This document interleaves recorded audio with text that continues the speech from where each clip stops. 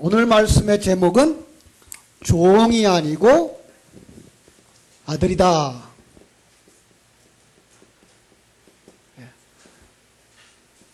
어떤 때는 우리는 가끔 그런 얘기를 하죠. 나는 하나님의 종이야. 그죠?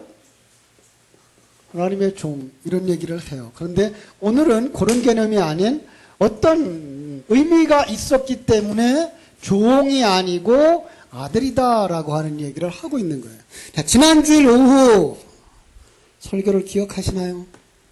지난주에 오후 설교 제목만 믿음 전과 후 그랬죠. 그죠? 믿음이 온 후에 그리고 믿음이 오기 이전에를 대조하면서 믿음이 오기 전에는 우리는 어떤 상태였다? 믿음이 오기 전에 우리가 어떤 상태였어요? 율법 아래 매인 바 되었다 그랬어요. 이제 믿음이 온 후에는 우리는 누구예요? 그리스도 안에 있는 자, 그죠? 자, 오늘 낮 시간에 설교 내용으로 말한다면 이제 하나님에 의해서 우리는 새로운 이름을 가진 자, 그죠? 새로운 이름을 가졌다는 말은 그분을 나의 주인으로 삼는 삶을 살기로 했다라고 하는 거죠. 자, 오늘도 이제 더욱 그 부분을 실감나게 하는 부분이 돼서 우리 같이 한번 나누면서 은혜를 받으려고 합니다. 자, 4장 1절. 네. 내가 또 말하노니 유업을 이룰 자가 모든 것의 주인이나 어렸을 동안에는 종과 다름이 없어서 그래요. 유업을 이을 자. 여러분, 유업을 이을 자는 누구죠? 3장 29절에서 우리에게 말했죠. 너희가 그리스도의 것이면 곧 아브라함의 자손이고, 아브라함의 자손이면 뭐예요? 유업을 이을 자니라. 또 그 앞에 말로 말하면 그리스도의 것이면 이제 유업을 이을 자니라 그랬어요. 그죠? 그래서 우리가 쉽게 얘기하면 예수 믿으면 내가 아브라함의 자손이 되는구나 이렇게 생각했어요. 그죠? 그리고 우리가 예수 믿으면 하나님 나라를 유업으로 이을 자구나. 그렇습니다. 맞습니다. 그런데 어떻게 그것이 되었는가? 어떻게 그리스도의 것이 되었는가? 지난번에 도표를 그리면서 말씀을 나눴는데 기억하실지 모르겠어요. 자, 믿음이 오기 전과 후를 이러한 시간표적인 시간에서 여기다가 십자가를 넣고 믿음이 온 이전의 율법, 그 다음에 믿음이 온 이후의 은혜, 그리고 여기는 율법 아래 있고 여기는 그리스도의 것이라는 이야기를 하는데 이렇게 저는 시간표를 그리지 않는다 그랬죠? 그 십자가를 어디로 둔다? 전체 시간과 공간 속에다가 둔다. 왜? 예수의 십자가는 창세전 계획이고 예수의 십자가는 이 역사 속 모든 시대 속에서 이루어지는 십자가이기 때문에 그렇다 그랬어요. 그래서 이렇게 아래 위로 나누어 놓고 차라리 여기가 율법 그리고 여기가 은혜 이렇게 보시는 것이 낫다. 왜냐하면 모든 시대에 율법이 있고 모든 시대에 은혜가 펼쳐지고 있기 때문이다 그랬어요. 그러니까 우리는 이 세상 속에서 살아가는 동안에 하나님의 백성들과 하나님의 백성들은 역사 속 어느 시기를 막론하고 다 동등한 은혜 속에 살고 있다. 특별히 예수님의 그 시대에 예수님과 같이 있었던 그 12제자만 정말 복이 있었을 거야가 아니라 아브라함도 예수님과 같이 다녔던 그 제자들하고 똑같은 은혜를 입어서 똑같은 하나님의 사람이 되어진 것이고 2000년 전을 지나가 버린 예수님의 사건이지만 우리도 그 예수님의 제자들과 똑같은 관계 속에 살아가고 있으며 똑같은 상황 속에서 살아가고 있는데 바로 율법 속에 살아가고 있는 것.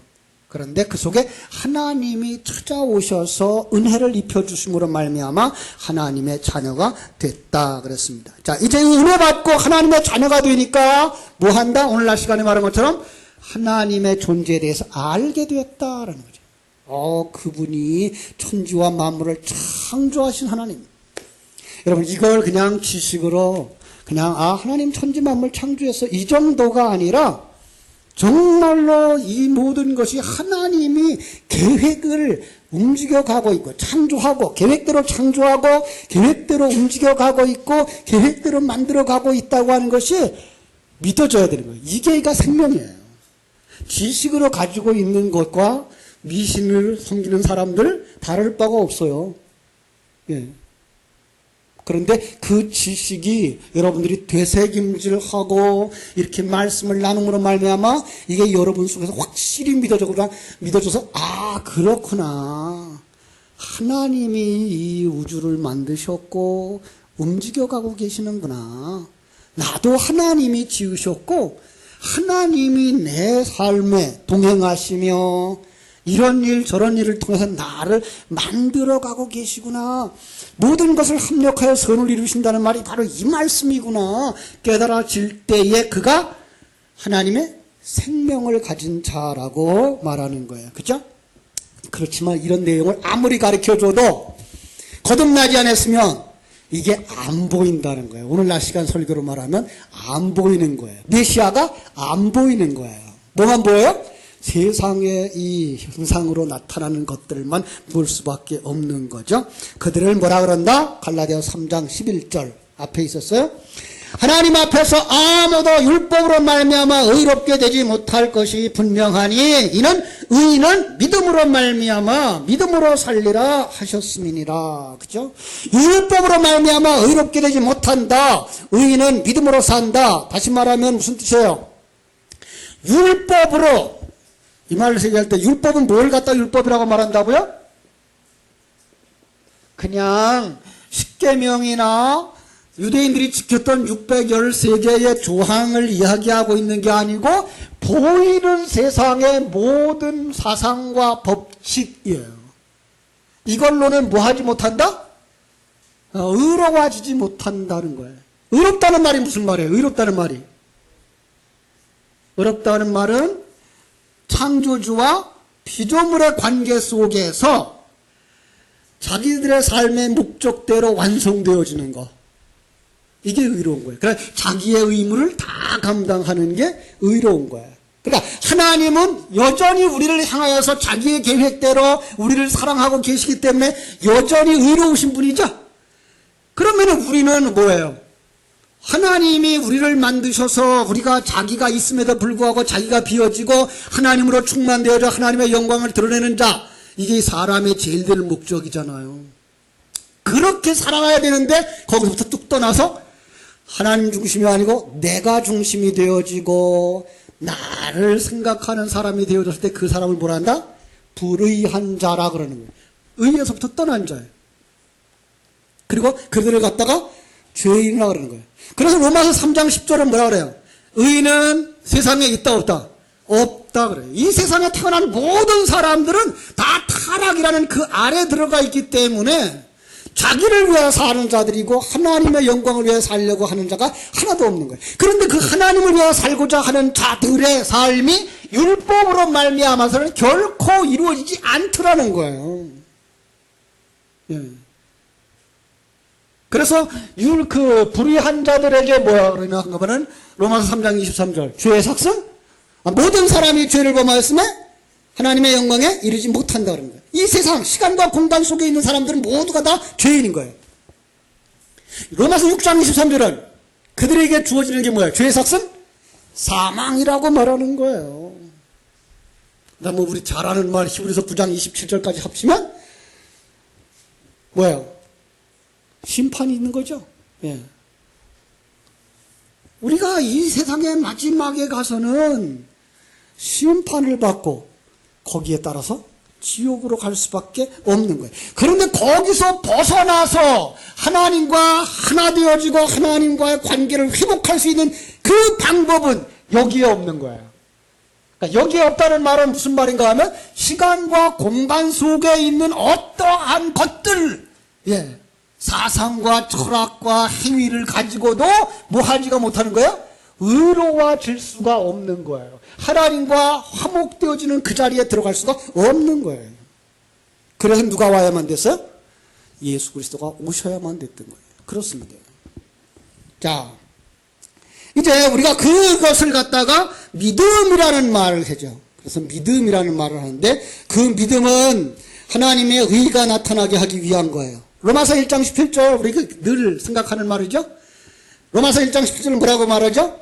복음에는 하나님의 의가 나타나요. 그러니까 복음이라고 하는 그것 내용 속에는 바로 이것이 이제 드러나고 있는데, 이 의가 어떻게 드러나요? 하나님과 내가 하나 되어지고, 내가 이제 살았으나 내 안에 하나님으로 충만되어져 하나님이 기뻐하는 자로서의 삶을 드러내는, 하나님의 영광을 드러내는 자로 만들어지는데, 그건 뭘로 된다? 믿음으로 말미암아 믿음에 이르는. 그래서 로마서 1장 17절이 그렇게 말하고 있죠. 우리 한번 보겠습니다. 로마서 1장 17절. 다들 잊으신 것 같아서 같이 한번 봅니다. 복음에는 하나님의 의가 나타나서 믿음으로 믿음에 이르게 하나니 기록된 바 오직 의는 믿음으로 살리라 함과 같으니라. 다시 말하면 이 하나님의 의가 나타나는데 그 믿음으로 말미암아 믿음에 이르게 되는 거예요. 자, 그 믿음으로 말미암아 믿음에 이른다고 하는 앞에 믿음은 어떤 믿음? 하나님의 것. 그죠? 그러니까 하나님이 우리에게 계시해 주실 그 모든 하나님의 존재에 대한 것, 하나님의 일하심에 대한 것, 하나님의 목적에 대한 것, 이것들을 우리에게 다 전파해 주었을 때, 아, 그렇구나. 그리고 그 말씀에다 나를 들여서 나도 그렇게 되어지기를 원합니다가 뭐예요? 내게 이뤄서 믿음이 생긴 거예요. 그래서 믿음에서 믿음으로가 나오는 거예요. 그러고 이 믿음으로 말미암아 하나님의 백성들은 사는 거예요. 그러니까 하나님의 백성들은 그것 때문에 살고 그것으로 말미암아 사는 거예요. 그게 갈라디아서 2장 20절인 거죠. 이제 내가 그리스도와 함께 십자가에 못 박혔나니예요. 내가 중심이 되어지고 내가 왕이 되었던 그 나는 십자가에 못 박힌 것이고, 이제 내가 사는 것은 나를 사랑하사 나를 위하여 십자가에 주신 예수 그리스도를 믿는 믿음으로 말미암아 사는 거라고 말씀하고 있는 거죠. 그렇습니다. 이 믿음, 그 믿음이 있는 자를 오늘 갈라디아 3장 4장에서는 누구라고 말하는가 하면 아브라함의 자손이라 그랬어요. 그죠? 갈라디아 3장 9절 볼까요? 갈라디아 3장 9절. 그러므로 믿음으로 말미암은 자는 믿음이 있는 아브라함과 함께 복을 받느니라. 그렇죠? 믿음이 있는 자는 아브라함의 자손이라. 아브라함의 자손은 어떤 뜻이에요? 씨로 말미암아 난 자? 아니요. 아브라함의 씨? 아니고 아브라함이 가진 그 믿음과 동등한 믿음을 가지고 그 아들로 태어나는 사람. 그렇습니다. 근데 그 개가 오늘 본문에 보면 언제 온다 그래요? 갈라디아서 4장 4절. 때가 참해. 때가 참해. 여러분, 우리가 하나님의 백성이 되어지는 것은 하나님의 정한 때가 있는 거예요. 여러분, 우리가 예수 믿은 것, 우리가 교회에 나왔고 내가 예배에 열심히 참석했고 하지만, 그러나 여러분들이 하나님의 생명이 들어가지고 이제 회개가 일어나고 하나님의 사람으로 살겠다는 고백이 나오고지는 건 하나님의 정한 때가 있는 거예요. 그런데 여기는 그 때를 지금 예수님에 대하여서 맞춰가면서 우리에게 가르쳐주고 있어요. 자, 한번 보겠습니다. 4절. 때가 참에 하나님이 그 아들을 보내서 여자에게 나게 하시고 예요. 글자 그대로 시간표에 맞춰서 해석하면 예수님이 이 땅에 동정녀 마리아에게 성령으로 잉태되어 태어난 것을 말하죠. 그죠? 그것도 때가 차야 되는 거죠. 이 땅에 예수님이 오시는 특별 계시를 펼쳐주기 위해서 그 오신 그때를 의미하는 거예요. 창세전의 계획이 그때 이 역사 속에서 이루어졌다라는 거예요. 하나님이 그 아들을 보내사, 자, 먼저 글자 그대로 보겠습니다. 하나님이, 전능하신 하나님이 그 일을 계획하고 시행하는 하나님이 그 아들, 누구를? 성자 예수님을, 그죠? 누구에게 보냅니까? 여자에게. 그래서 그 여자에게 나게 하셨다. 자, 이 여자라는 단어, 놀랍게도 퀴네라는 단어는 여자, 처녀, 아내의 뜻이 있어요. 그래서 어떤 사람들은 이거 문자대로 막 해석해가지고 봐라 마리아는 처녀가 아니었을 수도 있다 이래가지고 여러 가지 이제 설을 만들어내는데 그렇지 않아요. 2000년 전에 이 땅에 오신 예수 그리스도는 성자 하나님이 맞습니다. 완전한 인간이며 완전한 하나님입니다. 완전한 인간이기 때문에 눈먼 자들의 눈에는 그가 누구로만 보여요? 나사렛 목수의 아들로만 보이는 거예요. 눈 열리지 않으면 그 모습 속에서 누굴 보지 못해요? 성자 하나님을 보지 못하는 거예요. 그죠? 자, 그래서 때가 참에 여자에게 나게 하셨다. 이 여자에게 났다라는 말, 우리는 어디서부터 풀어야 될까요? 창세기부터 가서 풀까요? 창세기부터 가서 풀면은, 창세기 어디에 나오죠? 3장에 가서 볼 수 있습니다. 우리 한번 3장으로 가죠. 시간이 많으니 안 가게 할게요. 피곤하실 것 같아서, 날씨도 더운데, 짧게 보자고요. 3장 15절.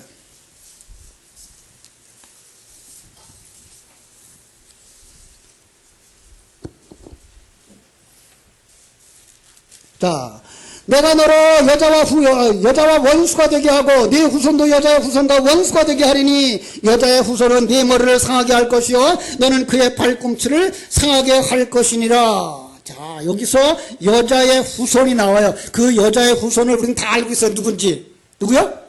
예수 그리스도죠. 자, 그런데 이걸 조금 더 이제 그림을 잘 그려보자고요. 지금 이 그림을 갖다가 어떻게 보셔야 되는가 하면 그 앞에부터 봐야 돼요. 지금 이 그림은 어떤 그림인가 하면 이미 타락한 인간과 누가 하나 된 거예요? 사단이 하나 되어진 그림을 여기서 가지고 있는 거예요. 잘 보세요. 자, 하나님이 타락한 뱀한테 뭐라 그러는가 보세요. 3장 14절. 여호와 하나님이 뱀에게 이르시되 네가 이렇게 하였으니 네가 모든 가축과 들의 모든 짐승보다 더욱 저주를 받아 배로 다니고 살아있는 동안 뭘 먹을지니라? 흙을 먹을지니라. 자, 이제 이게 뱀이에요. 근데 이거 우리 알죠? 이 뱀은 그냥 징그러운 그 뱀 얘기하고 있는 게 아니고 누구를 상징하고 있는 거예요? 그냥 사단이에요. 그러면 흙도 역시 마찬가지죠. 흙도 어떤 상징인 거죠. 그래서 조금 내려가서 19절, 3장 19절. 타락한 인간에게 하시는 말씀. 네가 흙으로 돌아갈 때까지 얼굴에 땀을 흘려야 먹을 것이며 네가 그곳에서 취함을 입었음이라. 너는 흙이니 어디로 돌아갈지니라? 흙으로 돌아갈지니라. 그러니까 이 타락한 인간은 그 흙이라고 하는 어떤 곳으로 돌아가는데 그 흙을 누가 먹어버려요? 뱀이 먹어버려요. 뱀은 누구야? 사단이 먹어버려요. 그러니까 타락한 자들은 더 나쁘게 알기 쉽게 표현하면 뱀에게 먹혀버린 존재들인 거예요. 바로 이거예요. 뱀과 타락한 자가 한 몸이 된 거예요. 자, 이 그림은 왜 이렇게 그리고 있는가 하면 구원받은 자의 그림을 보고 싶어서 그래요. 구원받은 자는 누구와 한 몸을 이루었어요? 예, 그렇죠. 구원받은 자들은 이제 자기와 누가? 하나님이 이제 한 몸인 거예요. 이것을 만들어 가시기 위해 지금 이 그림을 먼저 보여주고 있는 거예요. 이 그림이에요. 이 그림이 지금 타락한 인간인데 여기에 이제 예수님이 오셔서 하나님이 오셔서 말씀하신 거예요. 15절. 내가 너로 여자와 원수가 되게 하고, 예. 네 후손도 여자의 후손과 원수가 되게 하리니. 자, 여기 너는 누굴까요? 사단이죠. 그죠? 지금 사단이 이 타락한 인간을 먹어버렸는데 여기에 지금 하나님의 생명이 딱 들어와서 뭐 하겠다는 거예요? 사단과 이 속에 있는 나를 뭐 하겠다는 거예요? 원수가 되게 하겠다는 거예요. 그러나 요 사단이 먹어버렸던 나 속에 오신 하나님은 사단을 물리치고 나와 한 몸을 이루시는 그 과정이 우리의 신앙생활의 과정이고 거기가 이루어지면 우리는 우리 안에 있는 사단의 속성들을 다 벗어버리고 그 안에서 뭐가 돼요? 하나님의 속성과 하나 되어진 하나님이 기뻐하는 하나님의 아들로 완성되어지는 거예요. 그렇습니다. 자, 여기에서 아주 중요한 거 있어요. 그 예수가 오셔서 어떻게 하신다고요? 3장 15절 다시. 여자의 후손이 네 머리를 상하게 할 것이요. 그래서 네 머리를 상하게 한대요. 자, 어떻게 상하게 할까요? 머리를 상하게 한대요. 응?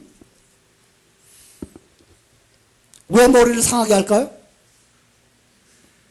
아주 쉽게 말하면 사단의 머리를 상하게 하면 사단이 살아야 죽는 거죠. 그런데 그 머리는 지금 어떤 면에서 여기에 속해 있는 내 머리예요. 여기 지금 내가 사단과 하나 되어져 있을 때 내 머리는 내가 아니고 내 뒤에 사단이었어요. 그럼 결국은 머리를 상하게 할 것은 사단의 머리를 상하게 할 것뿐만 아니라 내 머리를 상하게 하시는 거예요. 나 중심의 사람을 무너뜨리고 누가 왜 그러죠? 왜 예수님이 오셔서 머리를 상하게 할까요? 왜 머리를 자를까요? 예수님이 그 머리의 자리에 올라가시려고. 꾀도 참 좋으셔요, 그죠? 그래서 예수님이 오셔서 우리의 머리가 되시려고.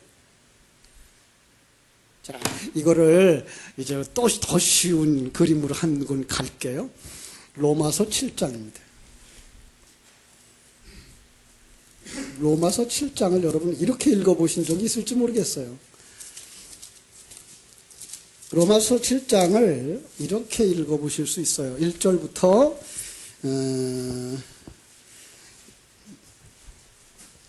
한 6절까지 읽고 싶은데 일단 3절까지만 읽을게요. 형제들아, 내가 법하는 자들에게 말하노니 너희는 이 법이 사람이 살 동안만 그를 주관하는 줄을 알지 못하느냐? 남편이 있는 여자는 그 남편 생전에 법으로 그에게 매인 바 되나 만일 그 남편이 죽으면 남편의 법에서 벗어나느니라. 그러므로 만일 그 남편 생전에 다른 남자에게 가면 음녀라. 그러나 만일 남편이 죽으면 그 법에서 자유롭게 되나니 다른 남자에게 갈지라도 음녀가 되지 아니하느니라. 세상 얘기하고 딱 맞죠? 예, 세상 얘기도 그래요. 세상에도. 그죠? 세상에도 결혼한다 부부가 남편이 멀쩡하게 살아있는데 다른 남자에게 가면 음녀죠. 그죠? 그러다 이제 그 남편이 죽은 다음에 다른 남자에게 가도 그런 음녀가 되지 아니에요. 그럼 이 얘기를 뻔히 알고 있는 그 얘기를 왜 성경에다 썼을까요? 우리의 얘기를 하고 있는 거예요. 우리의 얘기를 하고 있기 때문에 그래요.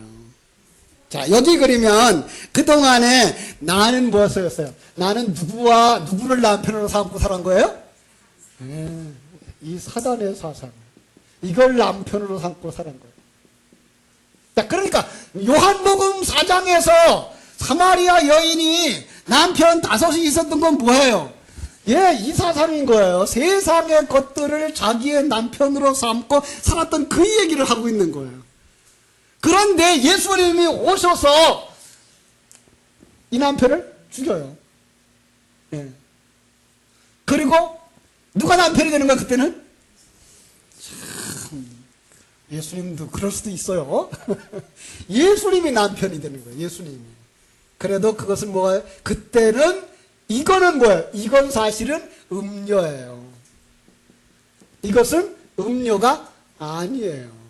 이런 거예요. 그래, 세상 사람들과 짝하여 살고 있는 그들은 음녀예요. 왜? 진짜 남편이 누군데?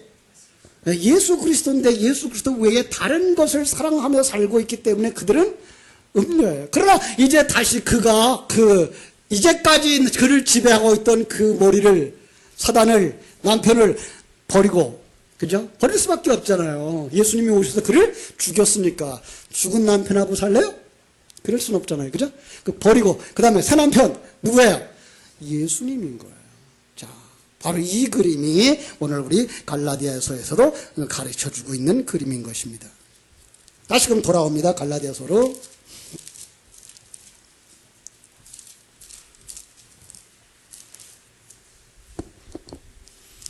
자, 이제는 그렇게 하신 이유가 뭐예요? 그렇게 하신 이유가 5절. 율법 아래에 있는 자들을 속량하시고 우리로 아들의 명분을 얻게 하려 하심이니라. 그러니까 이제는 이 사단을, 옛 남편을 버리고, 그죠? 이제 하나님 앞에 돌아와서 그 새로운 이름을 받은 그를 갖다가 뭐라 그런다? 아들의 명분을 받았다 그래요. 자, 성경 속에는 아들에 관한 이야기를 할 때 어떤 때는 독생자라는 말을 쓰고요. 그 독생자와 대등한 아들이 있을 때 그걸 아들이라는 말을 써요. 그런데 어떤 때는 아들이라는 말을 쓰고 그 다음에 양자라고 하는 말을 써요.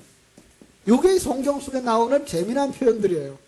여러분, 아들이에요. 우리가 하나님의 아들이 맞죠?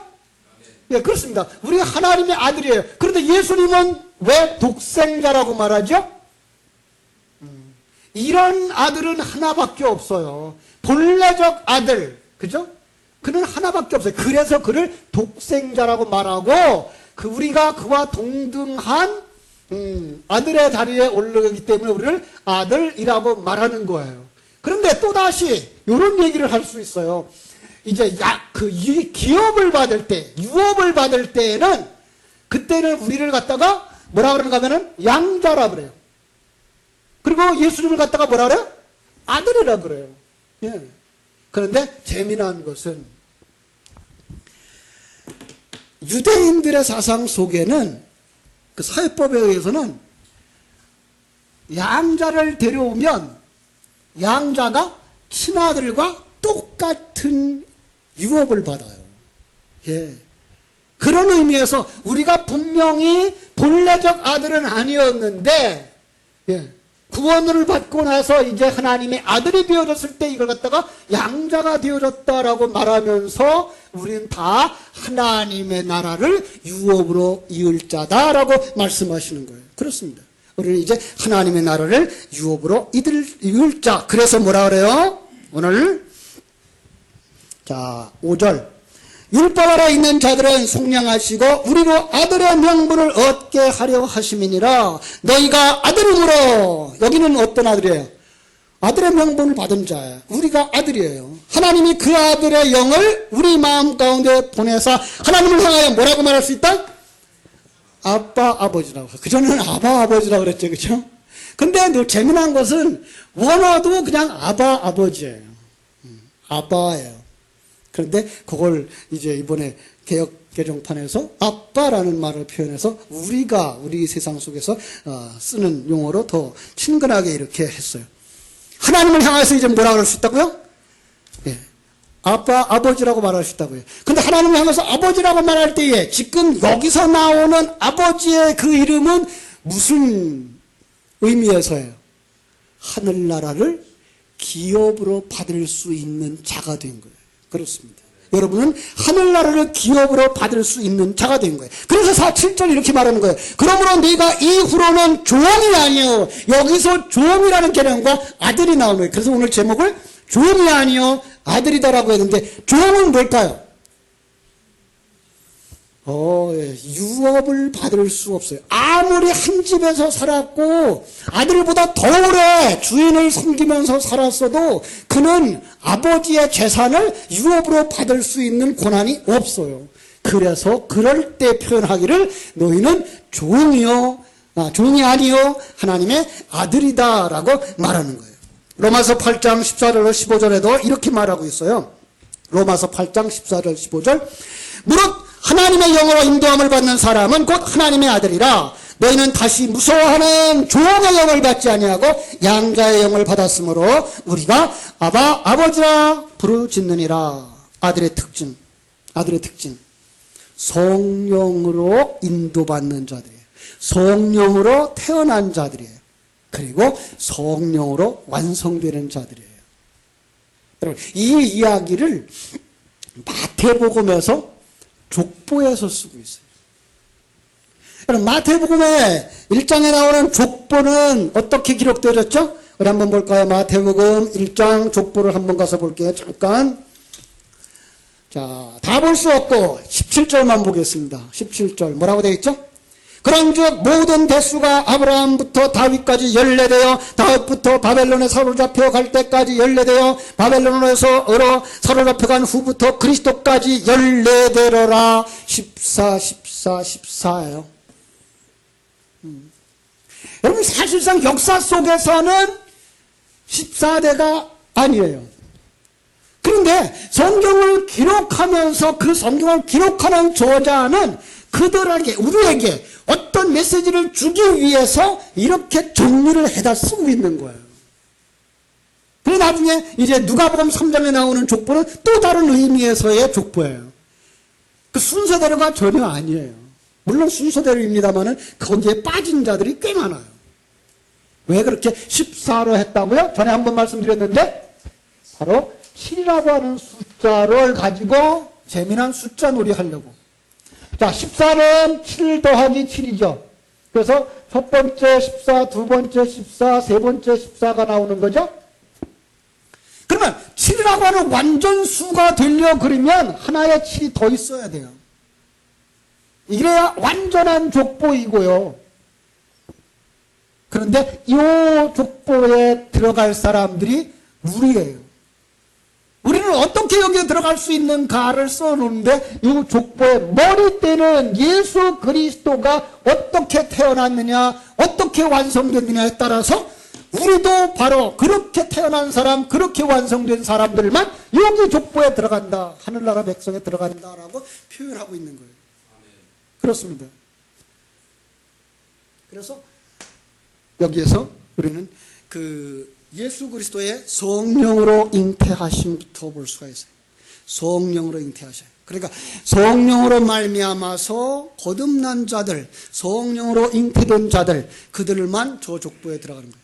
성령으로 완성되어진 자들, 그들만 저 족보에 들어가는 거예요. 우리는 모두가 다 거기에 들어갈 수 있는 아브라함의 자손이고, 그죠? 예. 하늘나라를 유업으로 받을 수 있는 아들들이고, 아무리 충성해도 상을 받지 못하는 종들이 아니라고 하는 사실을 깊이 깨닫고 이제 천국을 보장받는 아들로서의 삶을 살아가는 복된 사람들이 되시기를 주님의 이름으로 축원합니다. 기도하겠습니다. 하나님 우리 아버지, 하나님의 크신 은혜와 사랑을 감사하옵고 감사합니다. 하나님의 사랑 속에 살아가는 저희들, 오늘도 아버지 하나님이여 종이 아니여 하나님의 아들이다 라고 말씀하시는 확실한 약속의 말씀을 들으면서 우리가 이 세상에서 일하는 것으로 상을 받는 자가 아니라 하나님의 자녀이기 때문에 하늘나라를 유업으로 받는 자들인 것을 더 분명하게 깨달아 알고 하나님의 아들다운 삶을 살아갈 수 있도록 하나님 기도하고 구하고 행동하고 열매 맺는 하나님의 나라를 유업으로 받는 하나님의 아들들이다 되게 하여 주시옵소서. 예수님의 이름으로 기도하옵나이다. 아멘.